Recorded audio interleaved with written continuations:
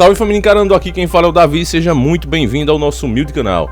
Família, de antemão já digo a você que tá vendo esse vídeo agora, tá certo? Veja que nenhum YouTube faz isso, o importante é a audiência e que você permaneça no canal. Aqui é o contrário, o interessante aqui, o objetivo aqui é que você entenda o que nós estamos falando, que você realmente compreenda, para que você possa despertar.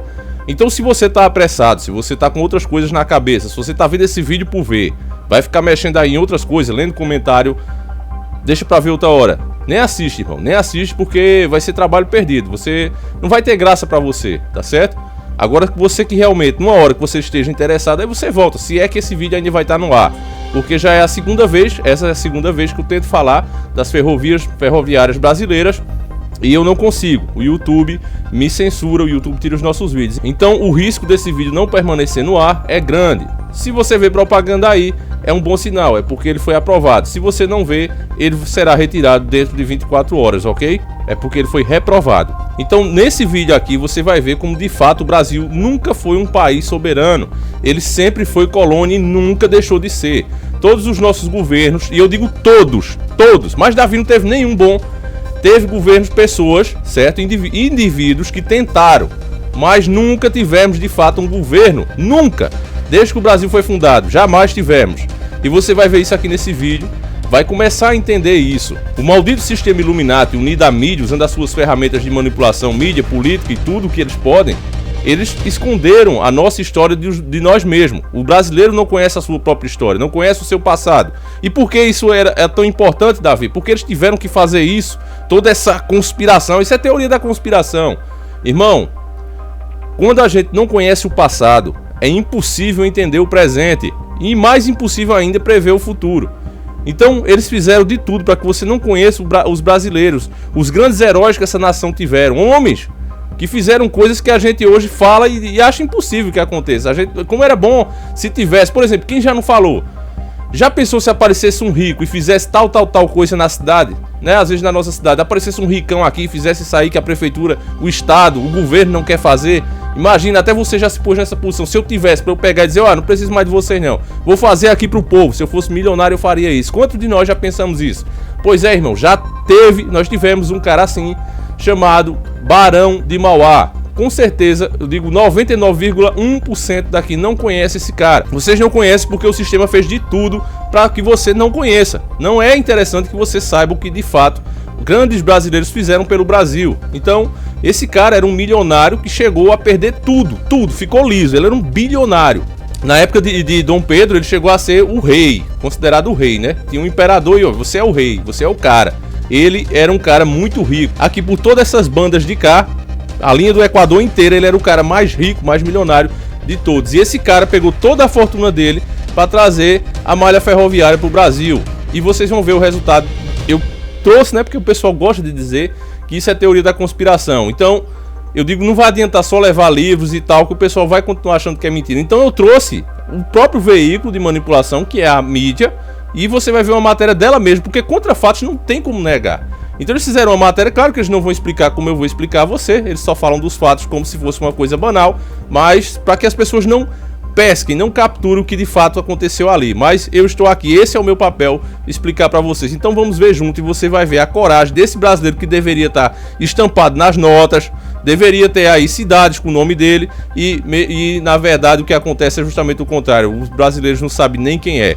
Então eu vou mostrar para você agora e já peço o seu like, já confira por favor, porque agora o negócio tá bem escroto mesmo. Você dá o like, você desce para olhar os comentários, quando você volta já não tá mais.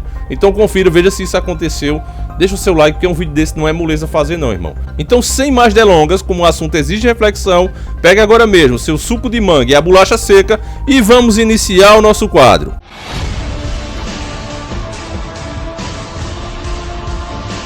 Senhores do Mundo.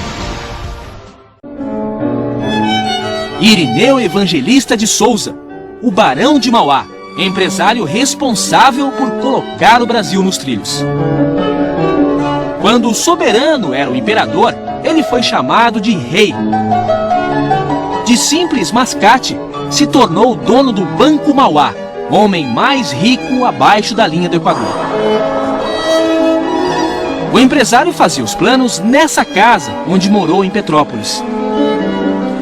trouxe a luz a gás para o Rio de Janeiro e aceitou o desafio de construir uma ferrovia do Porto de Magé até a raiz da Serra de Petrópolis. Nessa época, o Brasil caminhava a passos de mula. No final do século XIX, a locomotiva econômica do país era o café. Produção a todo vapor no Rio de Janeiro e Minas. Mas as viagens das regiões produtoras até o porto levavam meses. Em algumas travessias, 7 em cada 10 sacas se perdiam pelo caminho. Na Serra do Mar, em São Paulo, as mulas despencavam com o carregamento. O Barão de Mauá buscou recursos na Inglaterra e, sem um centavo do Império, bancou o projeto. Família, esse é o ponto-chave para você entender todo o vídeo, para você entender toda a situação do Brasil que realmente aconteceu. E você vê também aí como é terrível você ter uma mídia podre e manipuladora. O Barão de Mauá sai daqui para a Inglaterra para pedir verba para construir os trens, para fazer a malha ferroviária, e é negado. A imprensa, em vez de deixar isso bem explícito, de explicar bem, eles falam bem rápido, para que você não pegue. Aí ele bancou do bolso dele. Não, ó, não teve problema não, ó. Os caras não deram dinheiro lá, mas ele fez do bolso dele, não teve problema. O Barão de Mauá buscou recursos na Inglaterra e, sem um centavo do Império, bancou o projeto. Entendeu? Agora, se eles explicam pra você, ó, o Império não quis que o Brasil se desenvolvesse. Pra eles era muito importante que o Brasil continuasse sendo colônia, porque como colônia fica mais fácil deles nos controlar, deles nos extorquir, como fazem sempre. Todos os países de primeiro mundo fazem isso o tempo todo e a gente vem denunciando isso aqui dia após dia. Você vê que ele explicou na própria matéria, não é teoria da conspiração, as nossas safras de café se perdiam, quase que a metade se perdia na viagem, mas para eles pouco importa. Eles estão lucrando bilhões aqui, sempre foi assim. Então quando o cara chega com uma proposta, ó, vocês vão até receber mais, vão conseguir mais. Não, mas aí eles pensam em quê? Tem esse lado aí de realmente a gente melhorar a produção do Brasil e ter mais lucro com isso. Mas também tem um lado que o país vai se desenvolver muito. E o país se desenvolvendo muito, ele pode sair do nosso cabresto. Ele pode ficar independente, eles sempre tiveram esse medo. Porque, meus irmãos, já vou até adiantar aqui, não era pra eu fazer isso, mas eu vou adiantar aqui o raciocínio, porque eu fico logo puto. A gente pode até finalizar o vídeo aqui se vocês quisessem. Mas a gente vai ver, porque eu acredito que vocês também querem conhecer a história do Brasil. Mas eu já posso finalizar aqui. Isso tudo era feito para que eles mantivessem o controle, com medo de o Brasil se desenvolver. Então precisava frear, não era para ter trem aqui no Brasil, porque aí vinham as montadoras, né? Mais para frente vinham as montadoras de veículos, já estava começando. E um país com proporção continental, como é o Brasil, lógico que vai precisar de um transporte. Então os carros vindo seria... lucro dobrado por todos os lados. Lucro em gasolina, lucro na fabricação desses automóveis. A única coisa que eles não podiam perder ali, nesse país que estava emergindo, era simplesmente não perder o controle, não deixar ele se desenvolver por mais da conta, ser aquele desenvolvimento no cabresto, o que eles permitem, para que sempre dependemos deles, como os carros, por exemplo. Quando você compra um carro, para quem vai o lucro? Aí você vai para Chevrolet, vai para Hyundai, Davi, mas cada um é num lugar, um é no Japão, outro é nos Estados Unidos. Procure a árvore genealógica das empresas, já mostrei aqui 300 mil vezes. Todas pertencem aos mesmos donos, às 13 famílias. Poxa, o meu estúdio até começa a cair aqui, que eu me empolgo, família. Aguenta aí, família, peraí. Merda, meu irmão. Lá vai, pronto, agora ficou. Procure que você vai ver que é as 13 famílias, meu irmão. Tudo vai dar neles. Você vai sair assim, ó. Quando você sair procurando, você vai ver uma empresa, dá na outra que... No grupo de empresas que no final dá nas 13 famílias. Os banqueiros Illuminati, são eles os donos de tudo. Então é lógico que eles não iam deixar aquele país que mais geraria lucro para eles se desenvolver com os trens. Esse homem, mesmo quando foi negado, ele é um homem inteligente, ele disse, rapaz, isso é um absurdo, eu vou fazer do meu bolso então. Eu vou colocar toda a minha fortuna nesse projeto. E foi o que ele fez. A gente vai continuar vendo esse documentário da Rede Podre, mas você já está entendendo o que de fato aconteceu. Vamos lá. Família, e antes que eu me esqueça, para fechar mesmo com uma chave de cocô, a Rede Podre ainda, além de não te informar tudo isso que eu te expliquei agora, além de não passar a verdade para você, eles ainda deram um jeito de arrumar uma pessoa comum, um coitado, para ainda dizer que o cara era doido. Não, o Império, né? A Inglaterra não deu dinheiro porque viram que ele era doido. É dizer, será que se ele fosse doido, o governo teria... Será que se ele fosse doido de fato, ele teria ficado milionário? Ele teria o carro que ele tinha?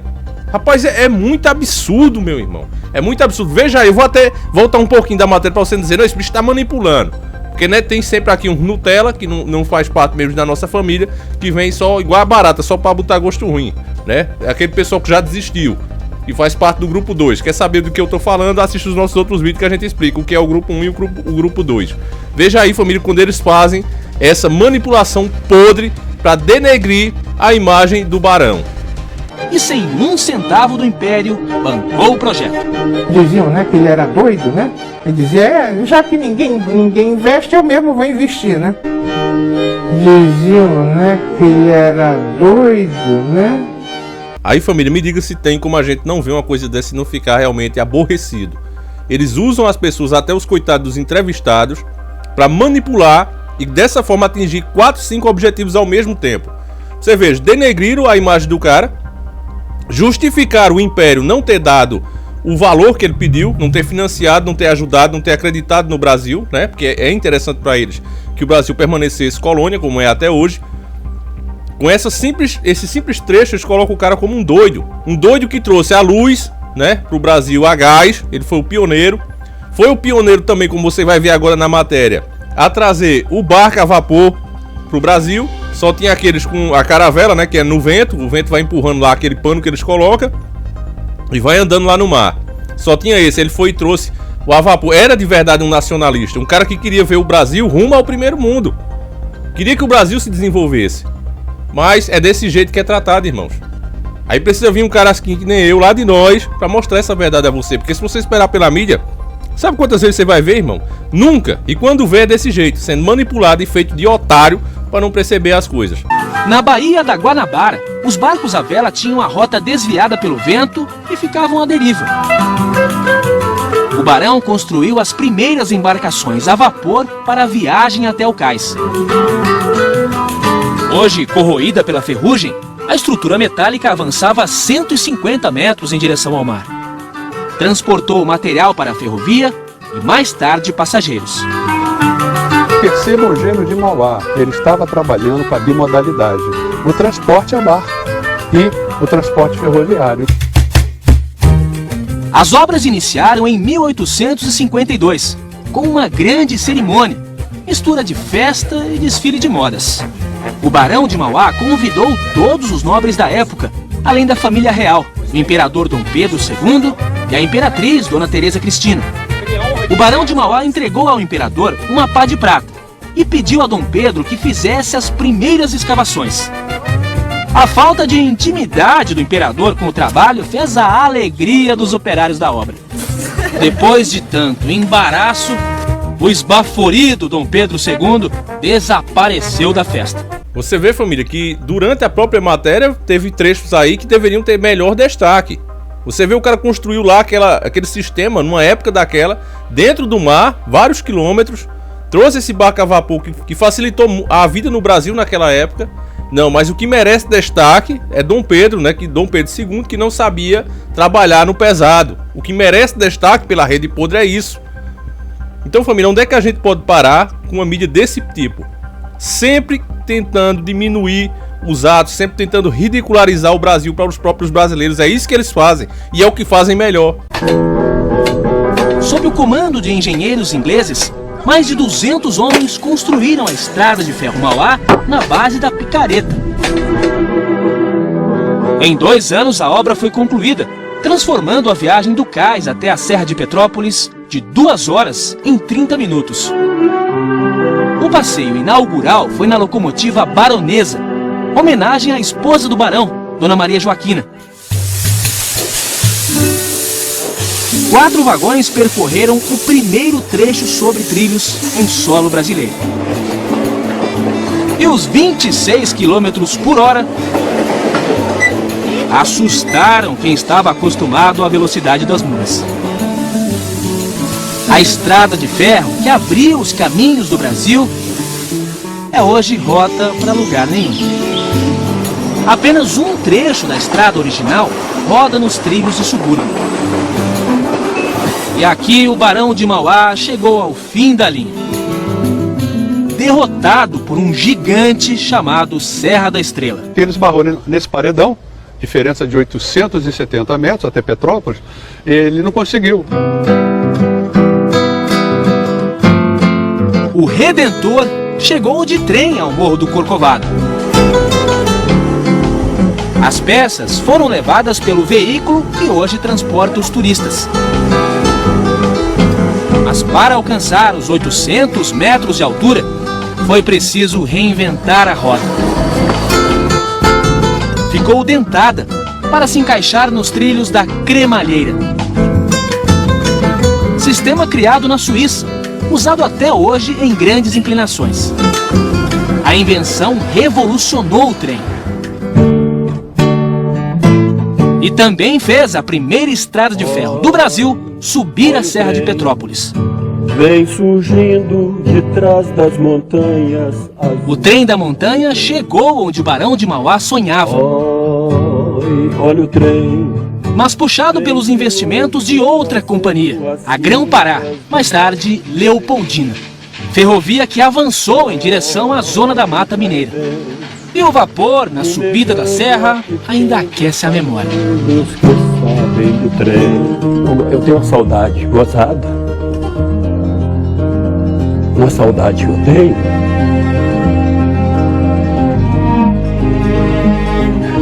Eu era criança. Aqui nessa estação aqui, ó, coisa bonita que era. Você vê chegar o trem. Naquela época eu era moleque. Então chegava aquele trem lotado, né? Uns chegando e outros partindo. E aquilo para mim marcava muito. Misturava um pouco da neblina com aquela fumaça da locomotiva, aquilo tudo, então isso fica muito na lembrança. Para ter essa lembrança em casa, Álvaro construiu a própria locomotiva. Qual que é mais bonita? Aquela lá, né?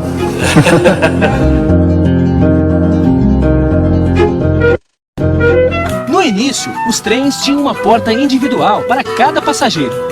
A primeira classe com bancos de couro e a segunda com assentos de madeira.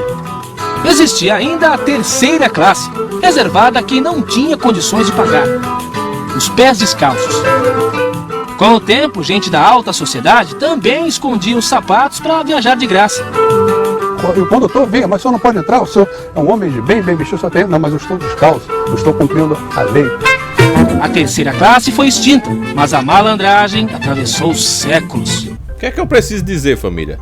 Toda vez eles tentam, quando é denegrindo as pessoas que tentaram fazer alguma coisa por esse país, que foram verdadeiros heróis, que lutaram de fato contra a elite, é denegrindo o próprio povo brasileiro, passando a imagem, né, de malandro. Mesmo a alta sociedade tirava o sapato para ir lá. Isso era um rico imundo ou outro. A grande maioria não fazia isso.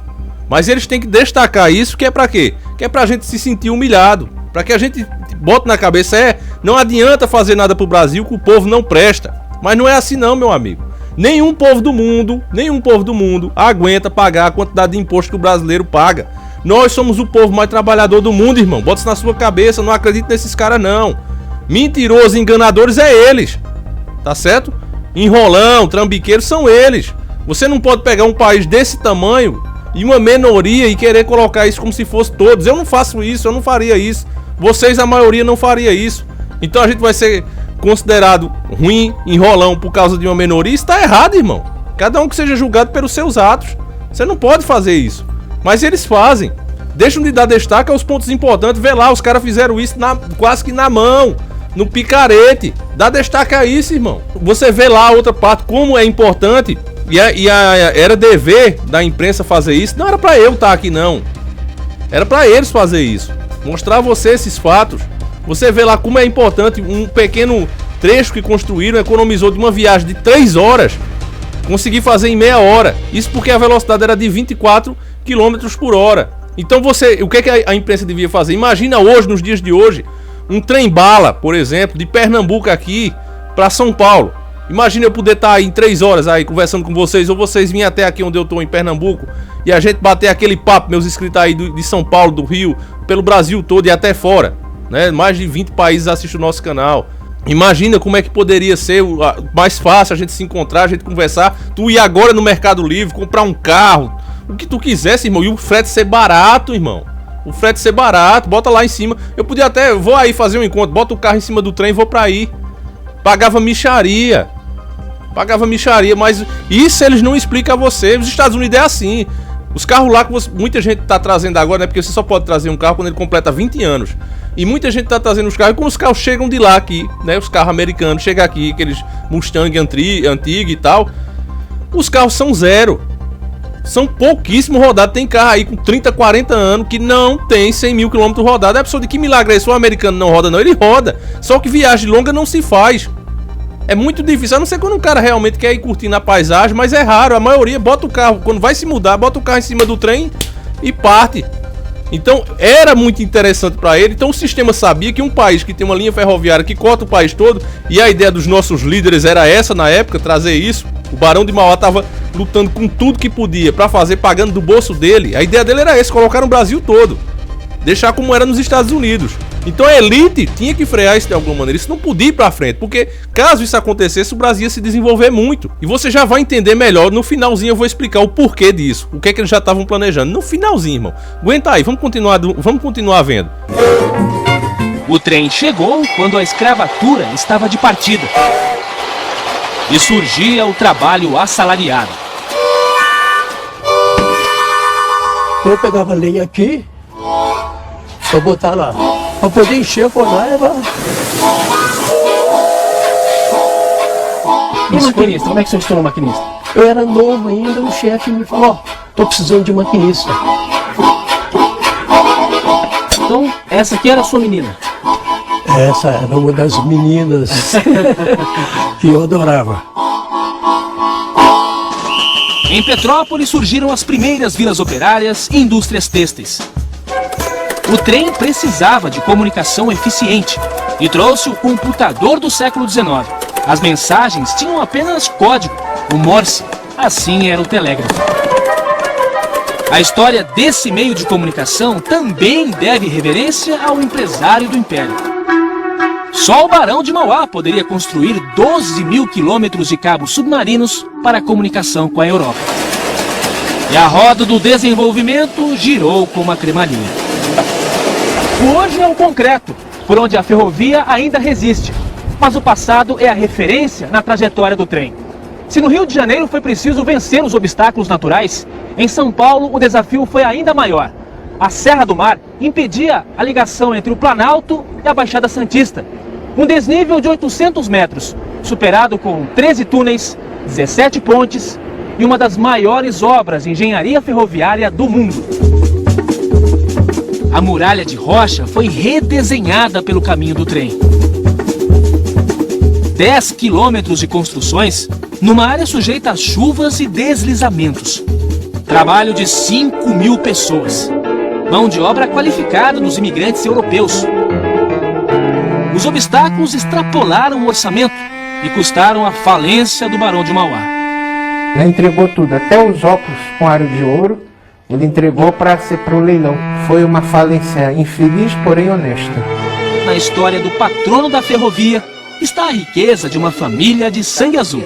Dona Francisca, 79 anos, é marquesa, trineta do Barão. E Eduardo, 43 anos, marquês, tetraneto de Mauá. O que é que ficou para a família? Aí eu costumo dizer para quem quando nos perguntam, vocês estão ricos? Não, aí eu falo, nós estamos falidos desde 1878. E aí, família, você, se é um nacionalista como eu, deve estar sentindo a mesma coisa. Aquela dor, aquela tristeza por nunca ter ouvido falar desse cara antes, da nossa escola. Talvez até o vimos, mas não deram a importância que deveria para que a gente pudesse capturar a informação de fato. Veja quanto tempo a mídia vem enchendo a nossa cabeça de besteira e fazendo a gente deixar passar os verdadeiros heróis dessa nação.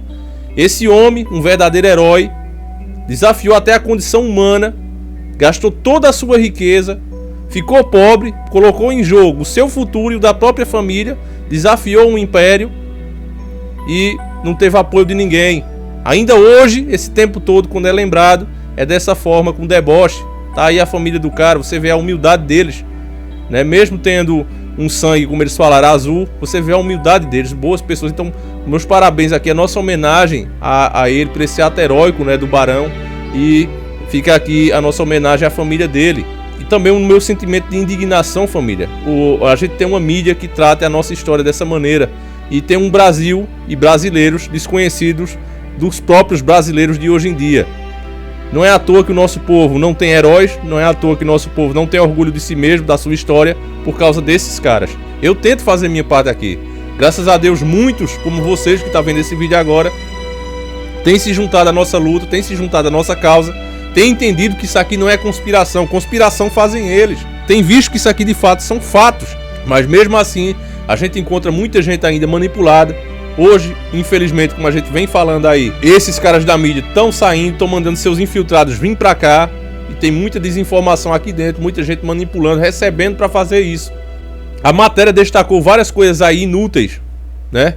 Mas não destacou o principal. Sabe por quê, família? Que não, eles não podiam. Ele falou até que ali era o período que criou-se o salário, né? Acabou a escravatura e começou o salário. Eles destacaram isso aí. Mas o que eles não falaram pra você é isso aqui, ó, que eu vou mostrar pra você aí, ó.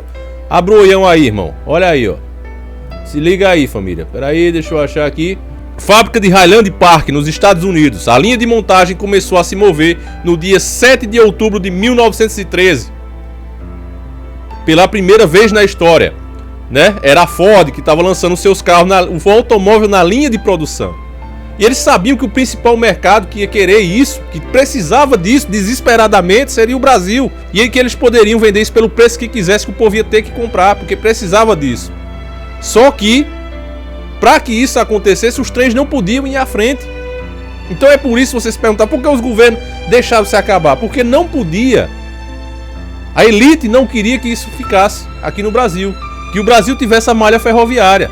Eles não queriam que o Brasil tivesse.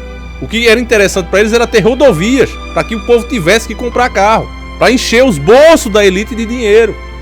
Como eu já expliquei, essas famílias são as donas dessas empresas. Eles dividem em vários nomes para que você ache que existe de fato uma competição, mas o dinheiro no final vai tudo para a mão dos mesmos caras. Você vê que esse período aí de Dom Pedro II, ele foi até novembro de 1889. E os carros, né, já começou a sua linha em 1913, ou seja, já era uma coisa que estava sendo planejada. Esses caras têm visão de 30, 50, 100 anos na frente. Eles já vão fazendo os planos deles. Então quando vira aquele cara criando a malha ferroviária aqui no Brasil, disseram, pô, isso não pode acontecer. Ninguém apoia, ninguém ajuda, deixa ele quebrar, uma hora o dinheiro dele vai acabar. E de fato acabou. De fato acabou. Agora é justo que isso aconteça? Aí entra político, sai político, só faz promessa. Disseram que Bolsonaro vai fazer. Eu duvido, irmão, ele ir contra o sistema. Duvido. Se fizer muito, vai ser um miguezinho ali de 20, 30 quilômetros para desdobrar, dizer que fez, mas não vai fazer. Porque para fazer isso, precisa ir contra a elite, os interesses internacionais. O Brasil é uma colônia, precisa entender isso. O Davi, a gente vai fazer o quê? O que é que a gente pode fazer? A mesma coisa que eles fizeram. Nada que eles fizeram foi de forma espiritual. É comprando, é manipulando, é colocando seus agentes aqui. É corrompendo as pessoas. Então precisamos de pessoas honestas, pessoas realmente dedicadas à causa, nacionalistas de verdade, irmão, que não vão lá se dobrar. Pessoas que não estão entrando na política para resolver a vida delas, mas para resolver os problemas do Brasil. Que sejam transparentes, que estejam mostrando aqui. No nosso último vídeo, acho que... foi no nosso último vídeo mesmo que eu falei que o Cabo Daciolo está com a ideia de criar um partido. Eu apoio essa ideia. Não é porque seja o Cabo Daciolo. Qualquer pessoa que queira criar um partido do zero, não é? Do zero, sem os laços da maçonaria, sem os tentáculos da maçonaria, sem os tentáculos dos bancos internacionais, dos banqueiros Illuminati, eu tô apoiando. Deixei o nosso contato aí, até agora o Cabo Daciolo não entrou em contato, não sei se ele não viu, não sei o que é que aconteceu, porque aqui a nossa família aqui, o nosso canal, tá apoiando, a gente vai ajudar a conseguir as assinaturas para a criação desse novo partido, a maioria, porque a única forma de lutar contra o sistema vai ser de forma democrática, irmão. Não adianta, vamos lá tirar os caras à força. Vai tirar os caras à força com o quê, irmão? No grito. Veja o que Trump já mandou para Bolsonaro, por exemplo, de armamento. Pelo amor de Deus, isso é ideia infantil. Aí o exército, intervenção militar, o exército, o alto comando todo depende das ordens maçônicas. Está debaixo da maçonaria, jamais vai fazer nenhum movimento legítimo.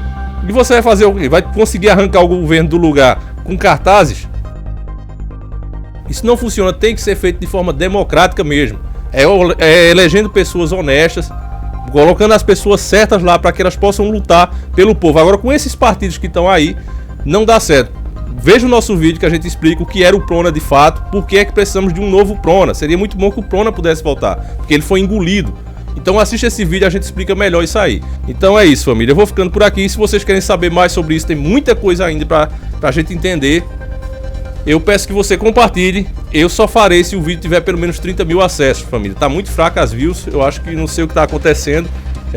Os likes também têm diminuído, então eu peço que você confira. E se ficar dando menos de 30 mil, não compensa fazer vídeos desse tipo, porque eles são longos, eles exigem muita pesquisa, eles exigem realmente muito tempo. E é por isso que você não vê esse tipo de vídeo em outros canais. Então, família, eu conto com vocês, eu só posso contar com vocês. Não acredito nesse negócio, o canal tem 400 mil inscritos. Não, o canal deve ter 30 mil, 15 mil inscritos no máximo. O canal tá inchado. Esses números aí só servem mesmo para que as pessoas achem que não precisam mais compartilhar, deixar like nem nada, que o canal tá cheio, mas não tá, família. O que vale é quem assiste. Então olha o número de views e você sabe o número de inscritos de um canal, tá certo? Eu vou ficando por aqui, agradeço mais uma vez a vocês, reconheço o nosso trabalho, tá certo? Essa é a forma que você pode fazer, compartilhando, deixando o like e o comentário.